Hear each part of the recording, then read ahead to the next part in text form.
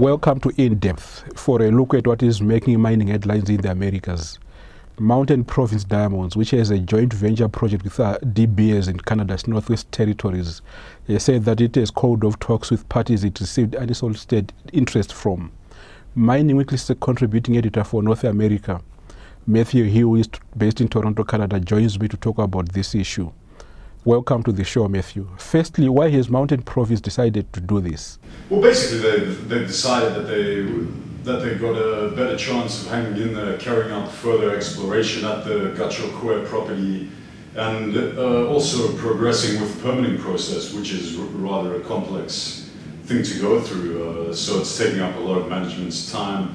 They think that they can still add significant value to their company, which hopefully translates through to the share price, and therefore, if someone does come with a bit further on down the line, then they will probably have to offer more than what they would now. But that's what Mountain Province is hoping anyway. Do you think the company can call off these talks? Will that be enough to keep potential suitors at bay? That really depends on what the potential suitors are thinking at the moment. The fact that Mountain Province has pretty much drawn a line in the sand saying that they're not keen on talking to anyone at the moment, they still want to add value to their project, it might put off any potential friendly bids. But a company that has been waiting in the wings talking to Mountain Province might still be very keen on getting their hands on that 49% that Mountain Province owns in the Gachokwe project, and come through with a bid anyway that the board of Mountain Province will have to consider, and bring in an independent party to evaluate what's on the table and ultimately offer it to shareholders if they think that it does offer value. The other thing is that Mountain Province has come out and said that they were talking to parties, plural, not just one company. So now everyone knows that, everyone who was involved knows that they're not the only ones who were talking to Mountain Province. And that competition might also spur a bid before perhaps Mountain Province is keen to really start talking to companies again. And who is most interested in getting their hands on Mountain Province? The most obvious one there is De Beers. I mean, they own 51% of Gachokwe. They've got other mines in Canada. They'll probably be quite keen on diversifying outside of Botswana, where they've got the bulk of their operations.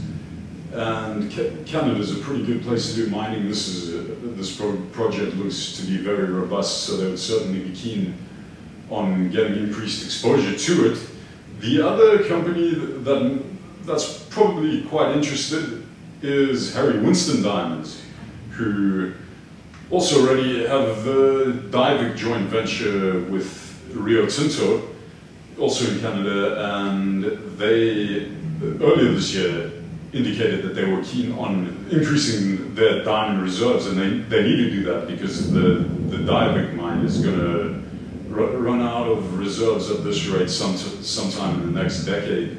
And the other parties that might be interested is Rio Tinto themselves. Then also BHP Billiton, which owns they own the Kati mine up in the north of Canada. What does the surge in diamond prices mean for the Gachokwe project? This is already the biggest and the highest grade undeveloped diamond project in the world. And if you look at it from this perspective, that the feasibility study of last year using April 2010's diamond prices gave it a 33% internal rate of return, that's a pretty solid project. And diamond prices have risen significantly since then. And if you use today's diamond prices, plug that into the equation, you get a 50% plus internal rate of return, which makes it look even better. I suppose on the other side of the equation, there's also been pretty steep cost increases, both on the capital side as well as the operating side. but which will probably hike the capital cost of the Gachapur project from the numbers in the feasibility study, and then also on the operating side. But then, on the other hand, prices for things like oil and steel have eased a bit over the past few weeks in the market volatility that we've been experiencing. So that might have a bit of a mitigating impact on the cost side. Thanks, Matthew, for joining me. That is the show for today. Join us again next week for more news and insight on mining in the Americas. I'm Martin Joaquino for Crema Media in Johannesburg.